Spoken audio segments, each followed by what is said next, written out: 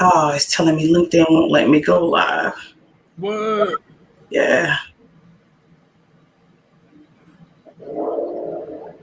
Okay, let me take it off. So you have to get an approval for each one. And LinkedIn, my thing was highlighted for go for LinkedIn, but now it's telling me I can't. We did it last week with no problem, but Yeah, we did. I don't know what's changed. give it one more shot, maybe. I don't know. Okay. Let's get in there for Facebook at least. Yeah. I can send a message.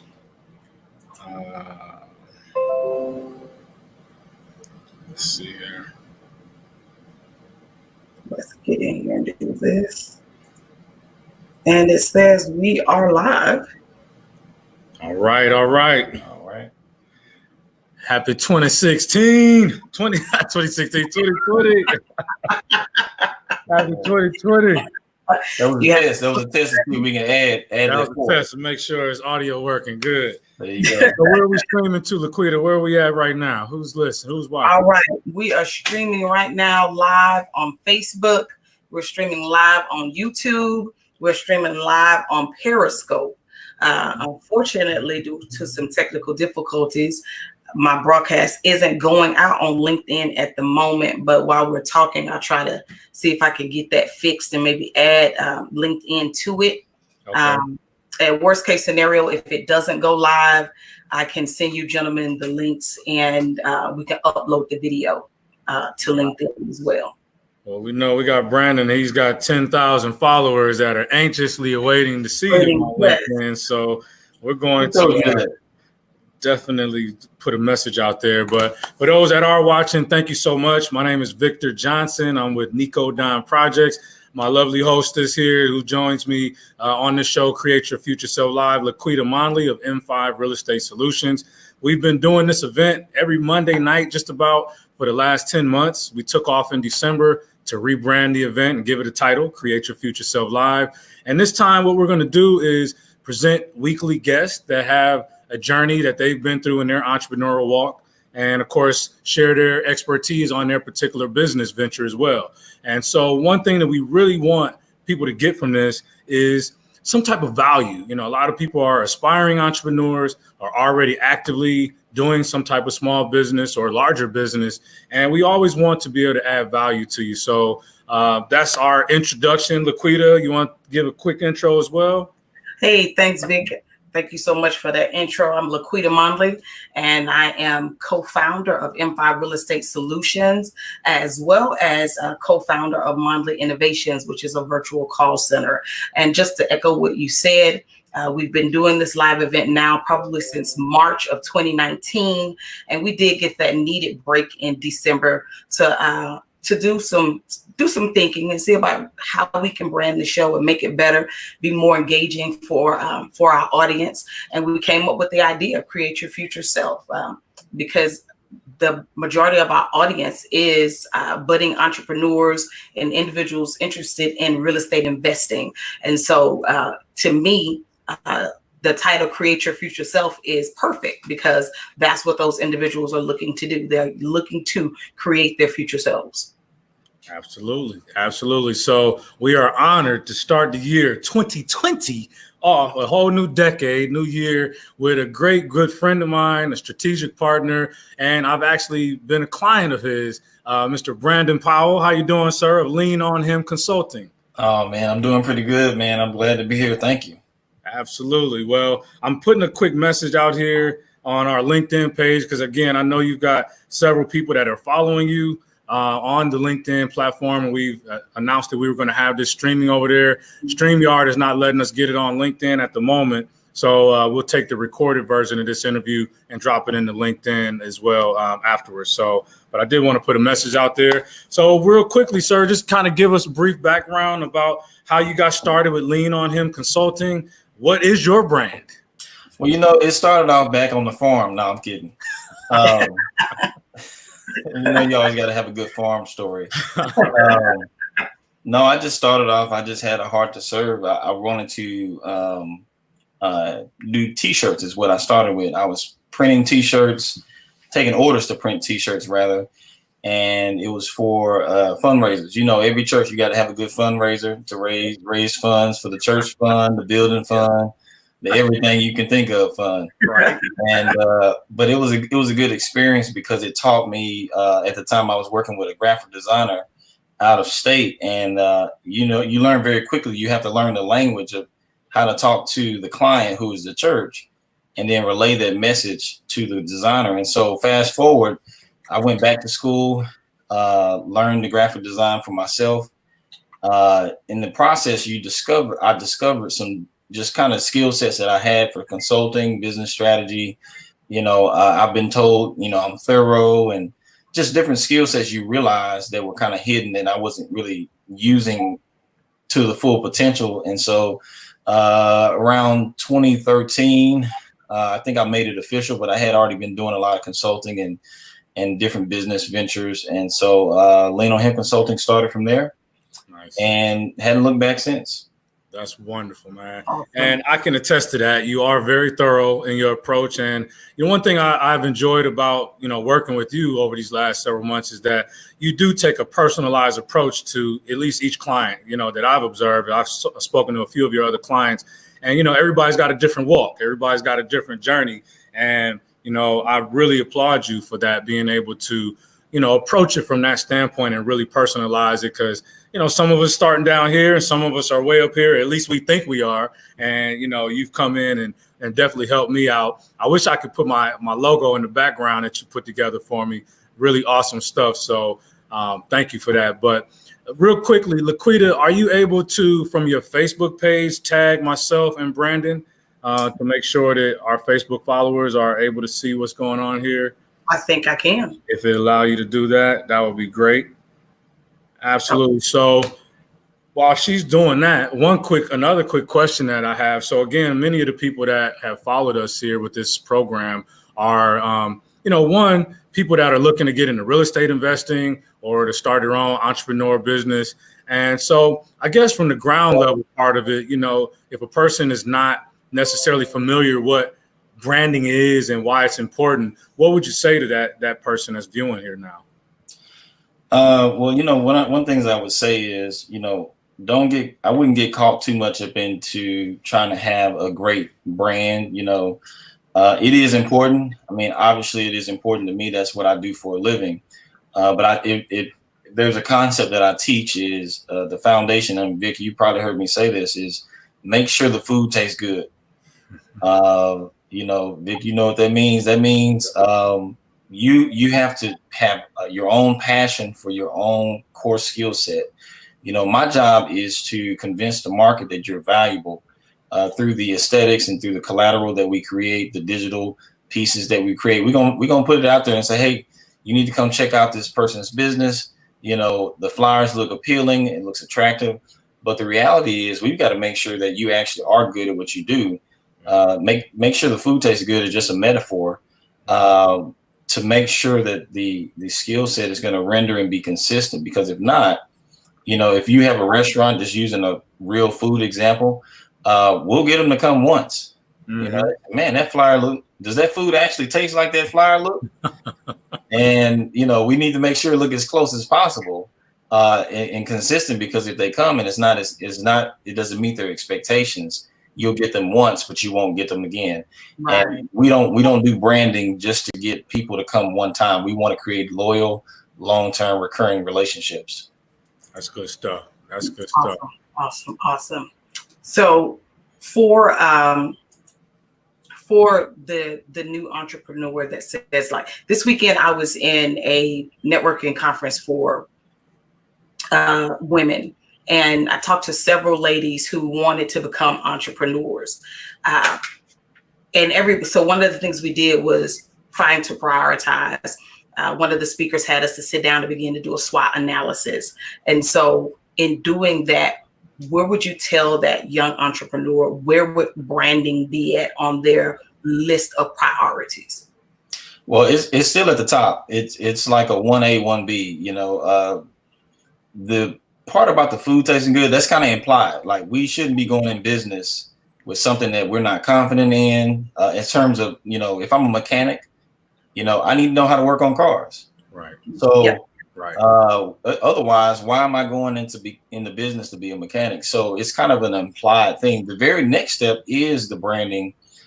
More specifically, is your logo. The logo is, I always use the analogy, it gives birth to the identity of your brand. Mm-hmm. You're going to enter the marketplace in two ways, through your personal image and then your company image. Oftentimes what I see, well, I'll just stick with new businesses.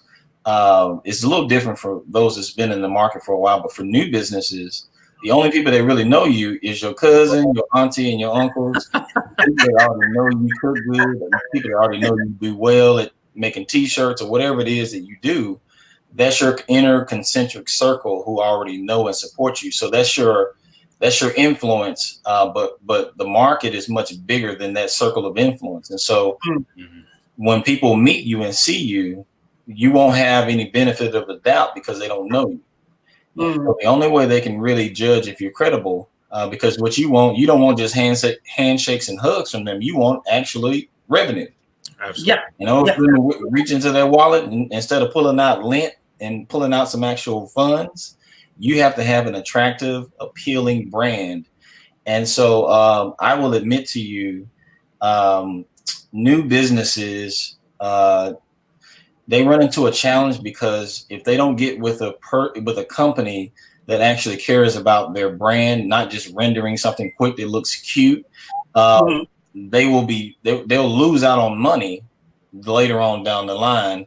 For example, a statistic that I've noticed is that new or old businesses that have existing artwork done for them, logos and stuff like that, is usually done wrong.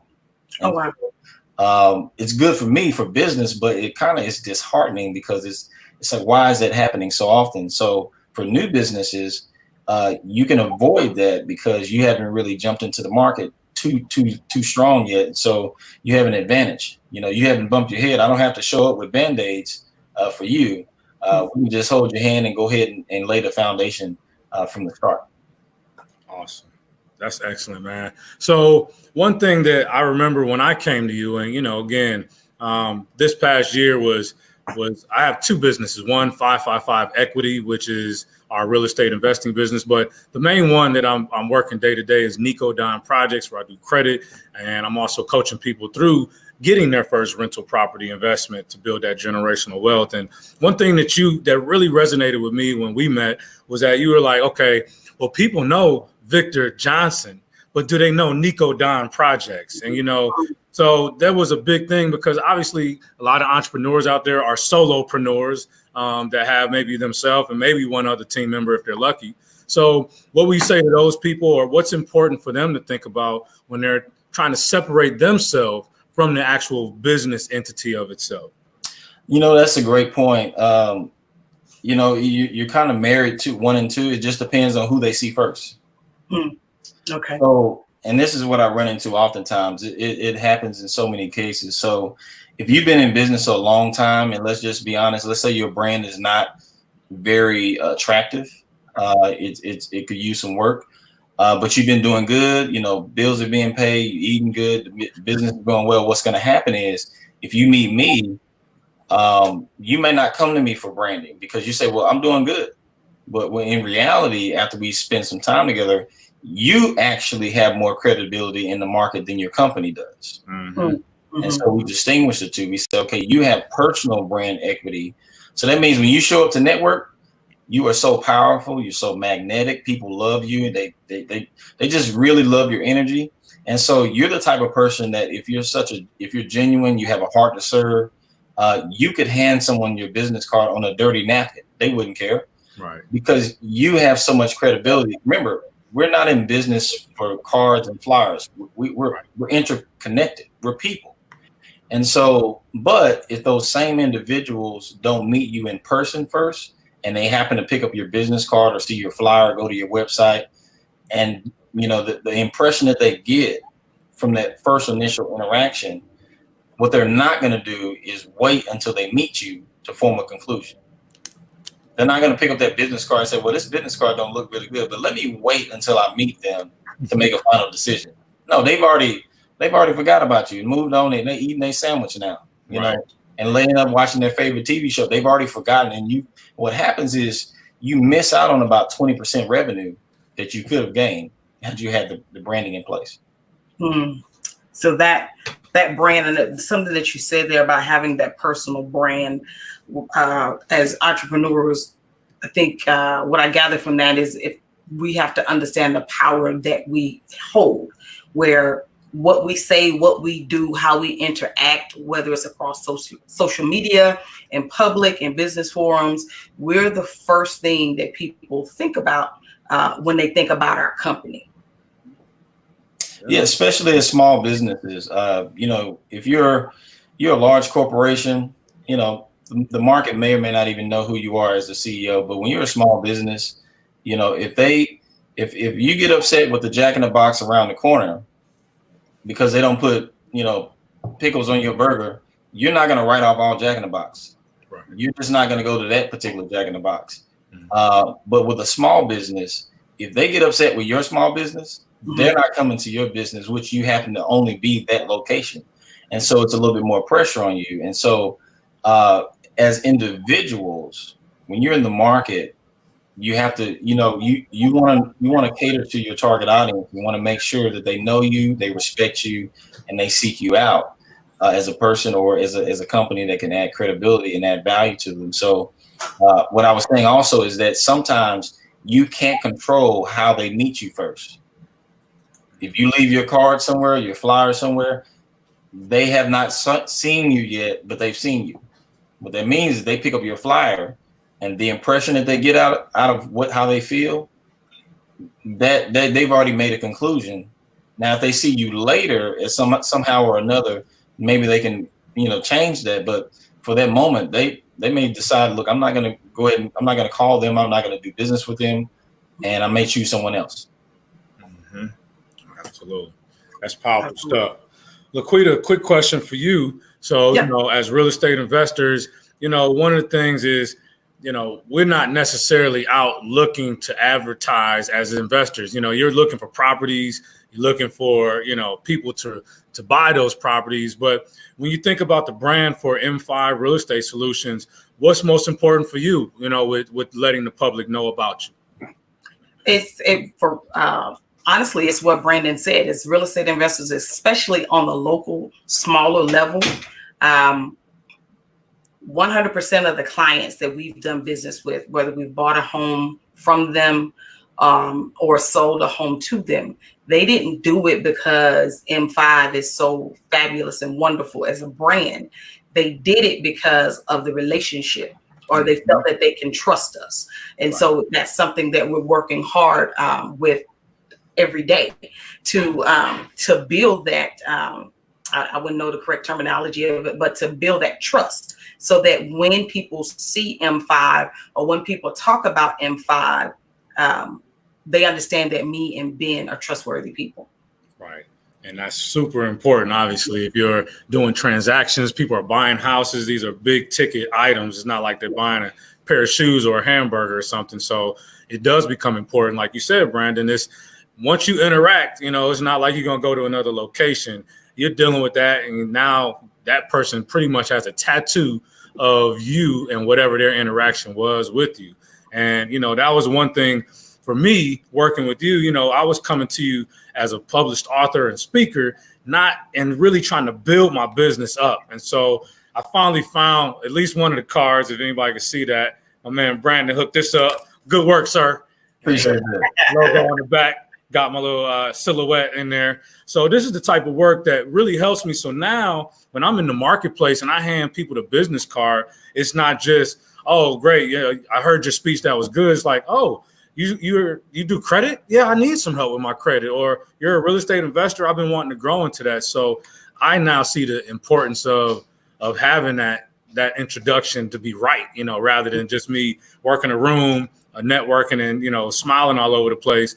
I really want my brand, my business to be important. And so, again, I appreciate you. And that's why we got you here. So what will be a quick tip for somebody out there that's just starting out, if they're trying to figure out maybe somebody's trying to figure out a tagline, and that's become important. Obviously, it always has been, but you hear a lot of it.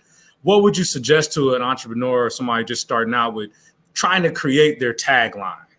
That's a great question. Taglines are really born, for me, they're born out of your mission and vision statement. I meet with some clients, they haven't really established that yet. Let's just be honest. When you're about to go into business and you're just getting started, you don't really care about all that stuff. Right. Like I said, if you're a mechanic, you don't really care about, do I have a business plan? Look, I know how to change oils and change transmissions. Right. I'm tired of working at my job. I'm ready to go. Yep. But what happens is, and I want to address this and come back to your point, is that when you go into business for yourself as a small business, you go into it being a specialist at one position at your job. But then when you leave and become a business owner, you become an actual business owner with 8 to 12 different positions. Yeah. And so what happens is you're not really accustomed to that. And so you're trying to transition and you're trying to operate your business and then establish your brand. And then all of this stuff hits you kind of at once. And so then you start trying to develop things and you hear buzzwords like taglines and, oh, I need a logo. And so with a tagline, it's connected to your mission and vision statement. Usually for me, if you don't have one, that's where I'm looking. I'm trying to understand, why do you exist? Why does your company exist? Not just you, but why does your company exist? And once we create that tagline, we have to understand how it's used. It usually is integrated into your marketing material. It's just a short way of saying your philosophy without having to extend it out in a long paragraph or something like that. It's the same thing with your logo. The reason you create a logo is so that it can have longevity in the marketplace. And so, at this point, if you see McDonald's logo symbol, you already know who it is without having to see the full description of the font. Well, as a small business, no one knows you, so they have to be able to see a clear, concise, and consistent brand and logo and color theme along with that tagline. So whether they hear it or they see it, they'll be able to recognize it, and you want them to have a good impression of it. Mm-hmm. Just because they remember it by seeing it, what if they have a bad impression? Oh, I remember them. Right. Well, why do you remember me? Who told you? What they tell you? Right. So it's just as important. That's good stuff. So, Laquita, are you able to see? Are there people sending questions in? Any of that kind of stuff? Are you guys able to see the comments on? No, I don't see them. Okay. Are there any comments? Yes. Most of the comments that are coming through right now was just great information. People are expressing that they're finding value in those things because it's really what you said, the importance of a tagline and the mission statement. For me, when I first started and somebody asked me what my tagline was, my next comment was, what's the tagline? And why do I need it? Right. Right. Yeah. What's the next question while I grab my battery? So even when you have people that have been in business, even some people that have been in business for a while, some of these things, especially now with social media, how do you, or what would you say to a client that's been in business but trying to move from old school into what we're currently doing? That's a great question. So really, social media, we think about technology side of it, but it's really the social side. It's still being social. And so if you spend time networking, physically going to lunch and learns and chamber of commerce events, it's the same thing. It's amplified, and then it's a little bit different because you physically are not interacting with people, but there's still the social aspect of it. So people don't want to deal with it a lot of times. I'll be honest with you. Most of my business, 45 to 60% of my business comes from word of mouth and referral. I'm in the field probably 70% of the time. I think the last year or so, I've started to spend more time on social media.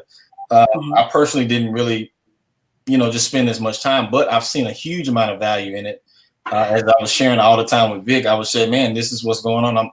I was studying it and I was seeing, okay, this isn't about the technology. It's not about gifts and, the humor side of it. There's a thriving opportunity, but that's like it is with anything. Anything that's unknown to you, you don't like. You're uncomfortable And so I went from not really being comfortable with social media to now we actually offer a social media management suite where the stuff that I bumped my head on and tried to figure out, now we can actually walk a client through. That makes someone feel more comfortable. If you're trying to say, you know what, I might want to dip into this social media side of things, but if you can help me, that may make me feel more comfortable. But keep in mind also, not all platforms are needed for every industry.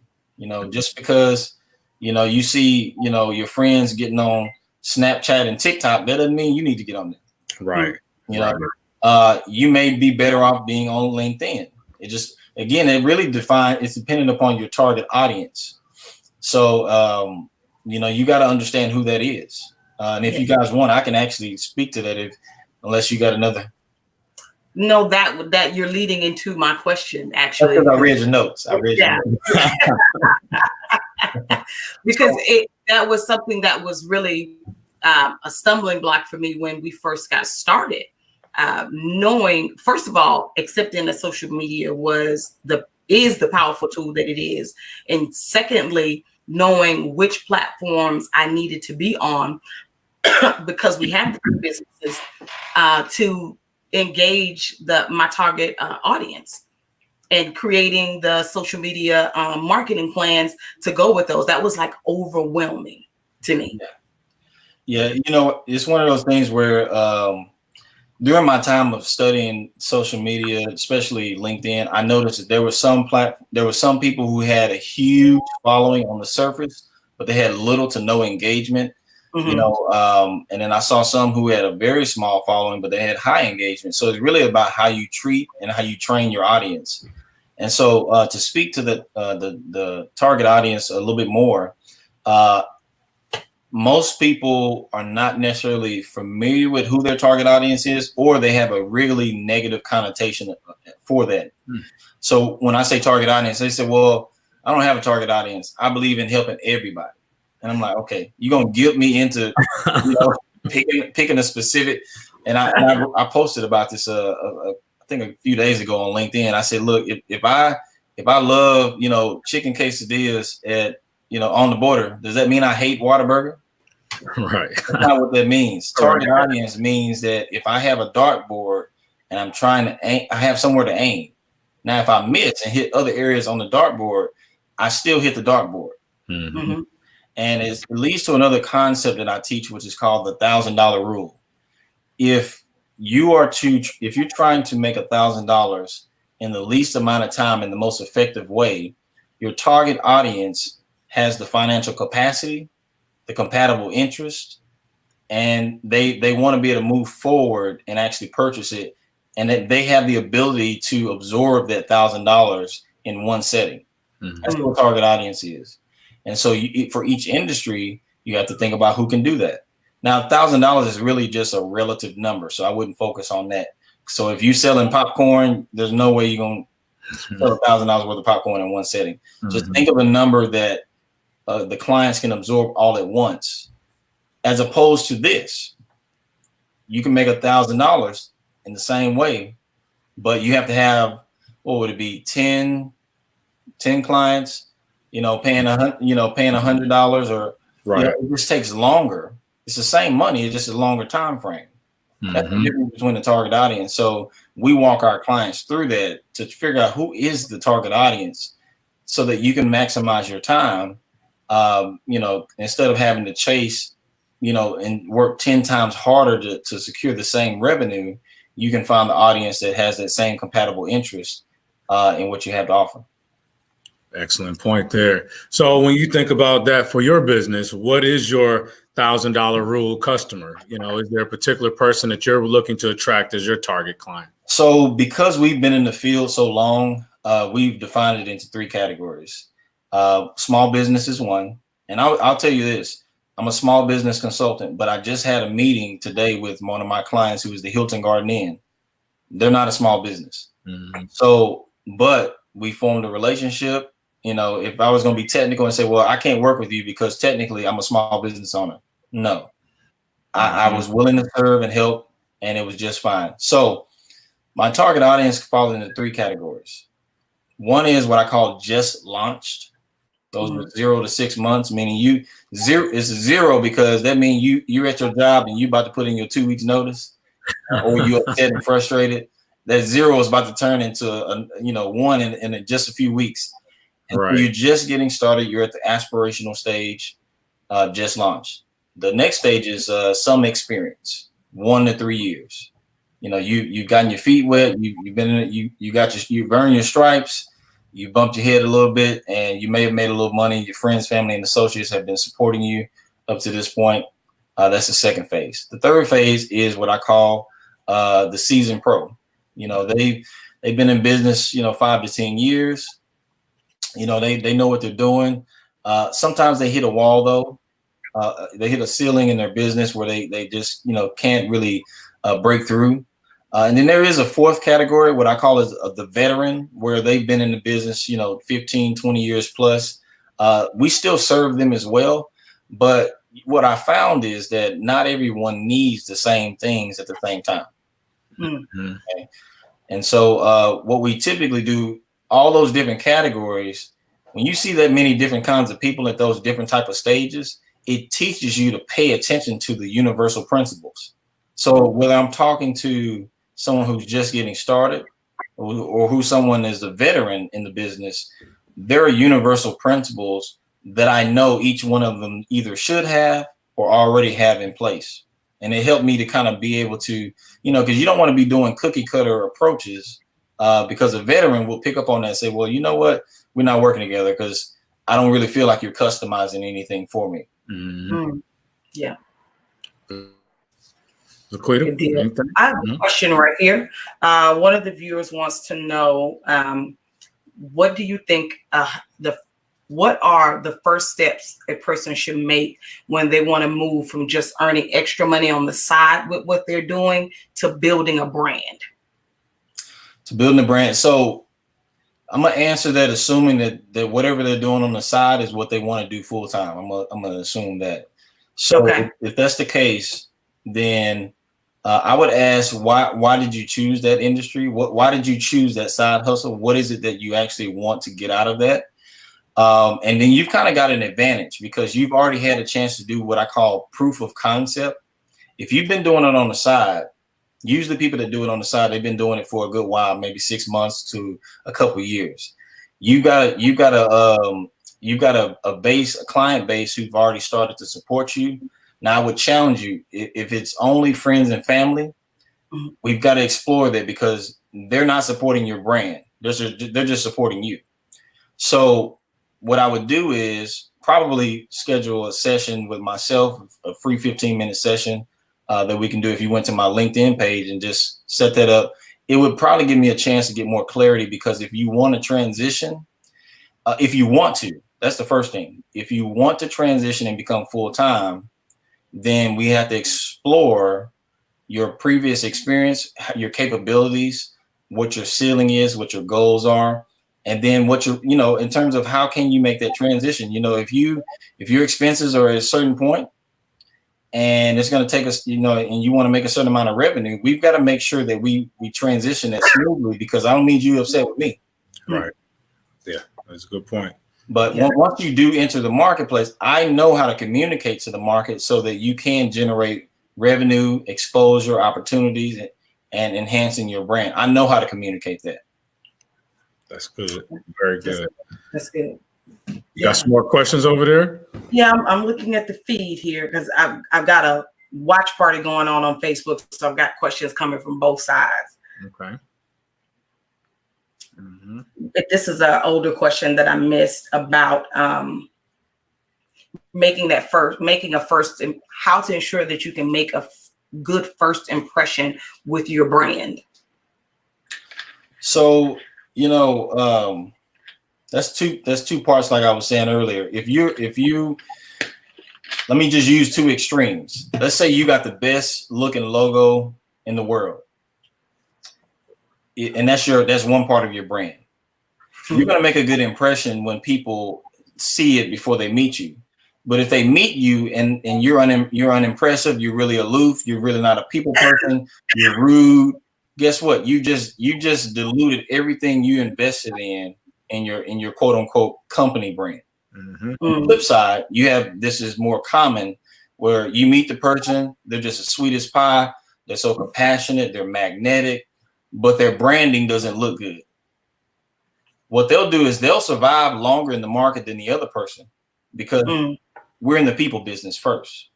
Yes. My job in coming to either one is to provide our business coaching programs where we can put you in a better position to be to the market as a person, because we incorporate personal development in it. See, I'm not interested in just making your flyer look good, because if I make your flyer look good and people know I did that and they meet you, they're gonna assume that my affiliation with you, I feel the same way as you do. So my job is I'm going to try to encourage you to have a balance to yourself as a person. Be a good person overall. Just care about people. I mean, I can't make it more simple. Just care about people, right? And the aesthetics will take care of themselves. So whether you're already in, you say, well, Brandon, I'm already in business, and you talking about all this logo stuff. I don't even know if my logo look right. Don't worry. Don't panic. Don't throw your business cards in the trash.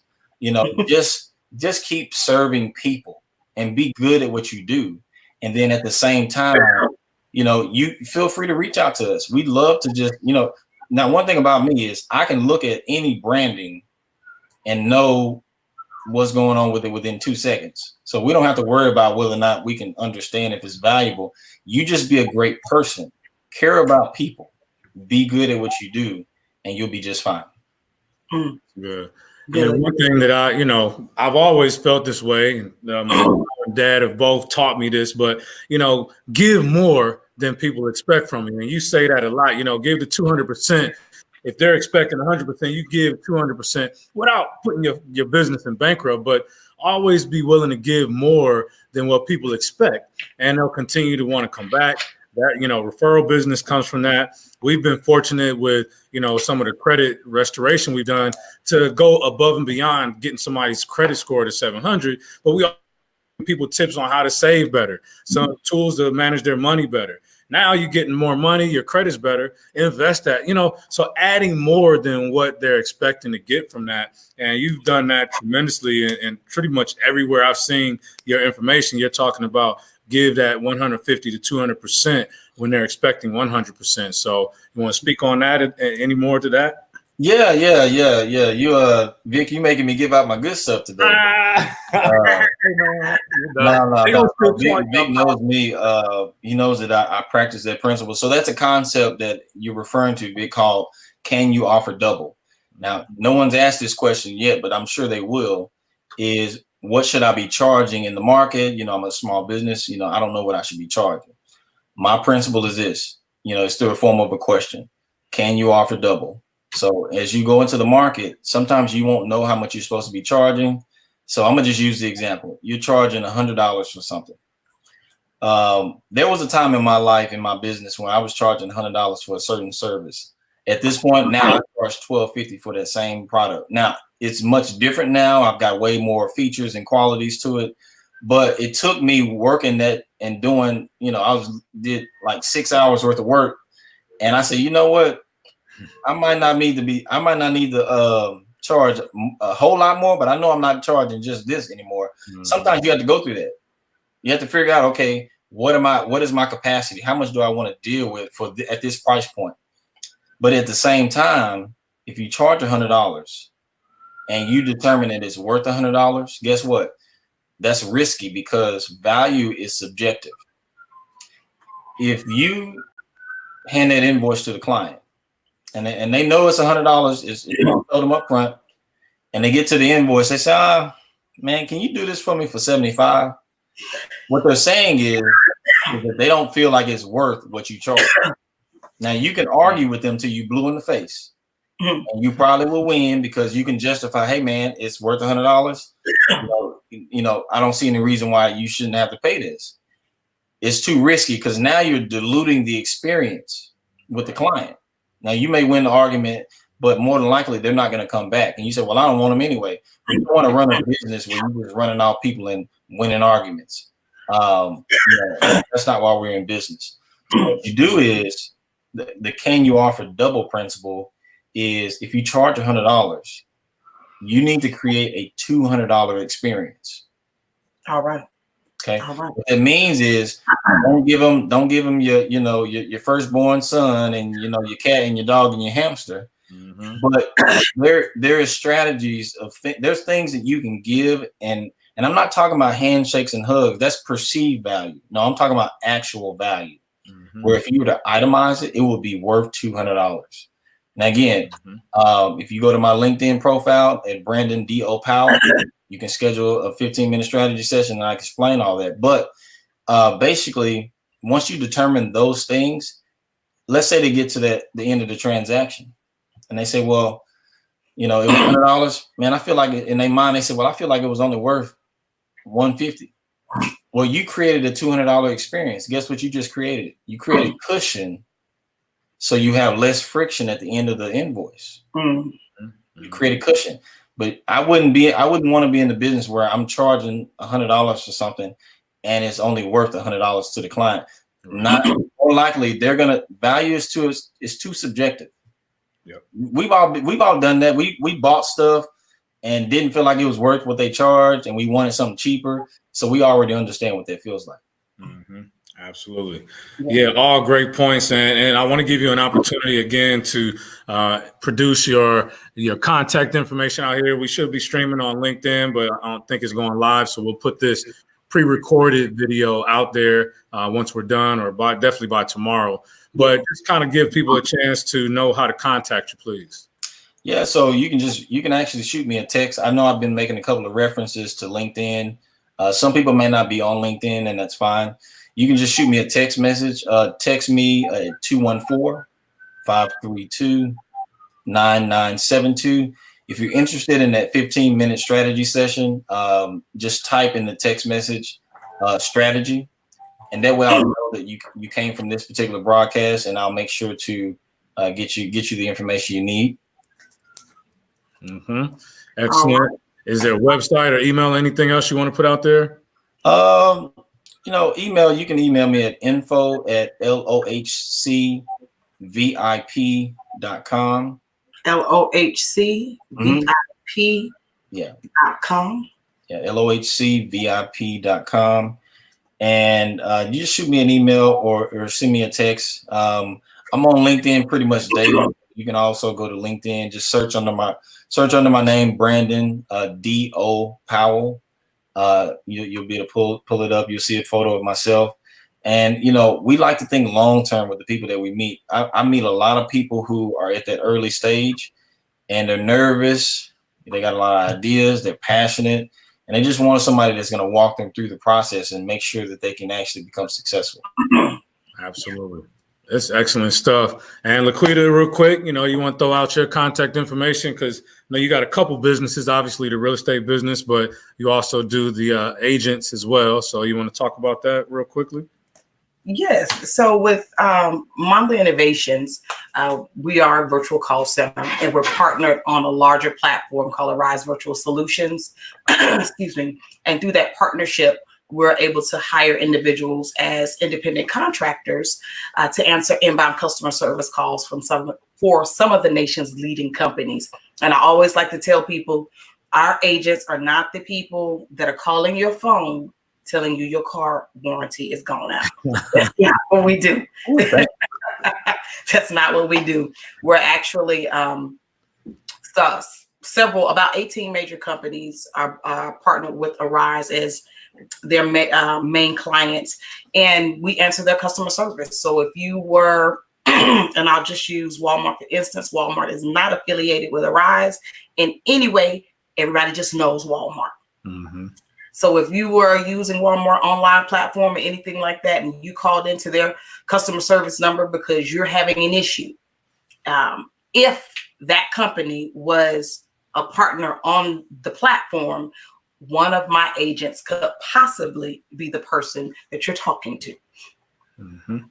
So, and that's a lot of our agents find that as convenient because they create their own schedules. As independent contractors, they are self-employed. So the client company doesn't dictate when they work. I don't dictate when they work. They have 100% control over when they work. They also have, I like to say, unlimited opportunities with their income, because as independent contractors, I also do not dictate to them what companies they work for. They have full access to my platform. They're able to go in and see which companies are currently looking for agents to work from home, and they're able to click on that company's profile and see what the expectations are. They look at the job announcements and see if that's something that they can commit to, and if that's something they want to do. And if they do, then they're able to work for multiple companies simultaneously, as long as they're able to juggle their schedule.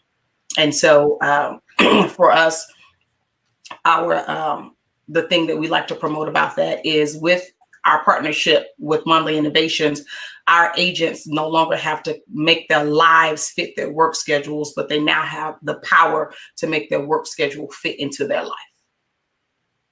That's awesome. Huge opportunity, especially for those people looking to work from home or looking for some extra income to generate. They can do it, I guess, after work if they so choose to do it. And like you said, they can pick their own schedule. Probably great for people that are not even working, a regular job. They can, pick up extra hours and get that extra income. MonleyInnovations.com, right? Right. It's www.monleyinnovations.com. And as a military spouse, I really focus a lot of what I do there to the military community, because one of the things that had I known, and this opportunity has been around for a very long time, I just didn't know about it. But had I known about it, and many of those PCS moves where I had to lose my job in order to follow my husband to his next duty station, with this position, it's mobile. So unless the person leaves out Oconus, which is outside of the continental US, then they don't have to lose their job just because their spouse's duty assignment has changed. Today they're in Texas, but tomorrow they might be in DC, or they go from DC and then they might be in Arizona, they might be in North Dakota or whatever. You never know whether the Army is going to send you, or the military in general is going to send you. And with this, a lot of military families can have a sustainable income, which is really vital. That's awesome. Tremendous business there. And then in closing, mine is Nico Don Projects. I think you see the name under my face here. And again, thanks to this gentleman, I now have a business card, Nico Don Projects, where I do. I'm a published author, obviously, but also I'm a certified credit consultant. And my clients are people that want to build generational wealth. They want to get into real estate investing, but maybe credit is a challenge for them. So I help them overcome those hurdles. And then, of course, put together a plan for people to get into real estate investing without having $100,000 in their pocket to get it done. So, and I did create a tagline, sir: heal your past and build your future. Nico Don Projects. All right. Heal your past and we build your future. And so if you want to reach out to me, we also do a free consultation. If you want to talk about credit, we do a free consultation for 15 minutes. Or if you want to talk about how you can get your money to start working for you through real estate investing, we also could jump on the phone for that. I'm on LinkedIn, Facebook, Instagram as Victor V. Johnson. Middle initial V is in Victor V. Johnson. Or just go to victorvjohnson.com. and you can reach out to me that way. So, Brandon, any last closing remarks here before we close this thing down?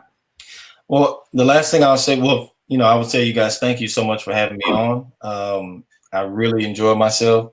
When you're a consultant, author, and speaker, you don't have a problem talking. This is something I enjoy doing. I get paid to listen and to speak. So I'm very thankful for that. The last thing I'll share with you guys and to the audience is that 70% of the clients that I work with or meet, they have never had a professional photo shoot done. And that's a challenge for branding, especially for graphic designers. Don't ask me to design your flyer and I ask you for a photo and you tell me to Google it. That is a branding no. No matter how great that flyer looks, if we have a blurry photo, it compromises my brand integrity and it makes you not look in the best light. And so what we decided to do is we have a photo shoot package where it normally costs $2,400, comes with a lot of bells and whistles.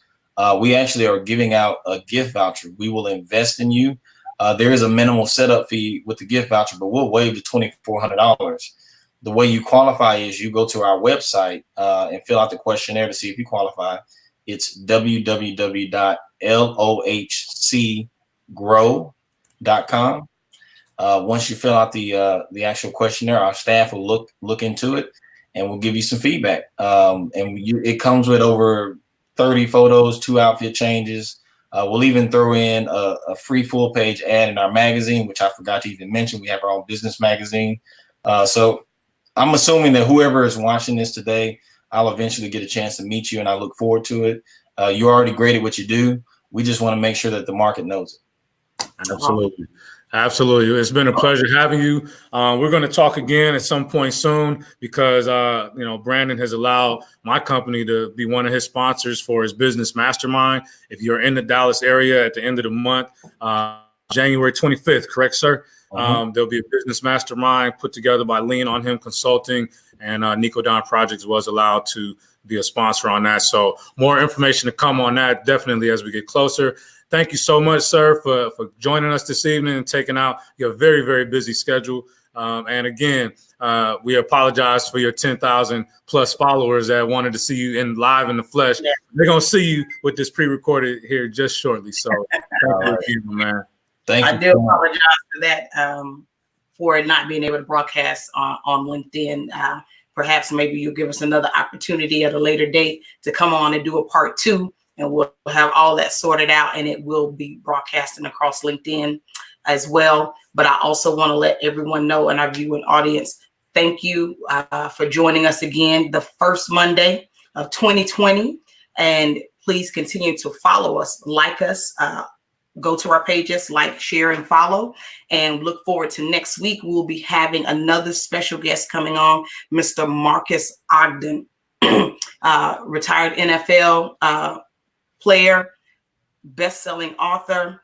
He's also a coach. He's an executive coach. He's a keynote speaker. He's worked for some major brands across the country, and he's going to come on and give us some excellent value on next week. So please join us next week at 6 p.m. Central Standard Time, and we'll be broadcasting across Facebook.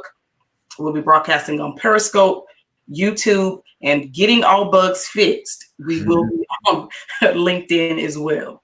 Absolutely. Thank you guys for joining. We'll see you next time. Take care.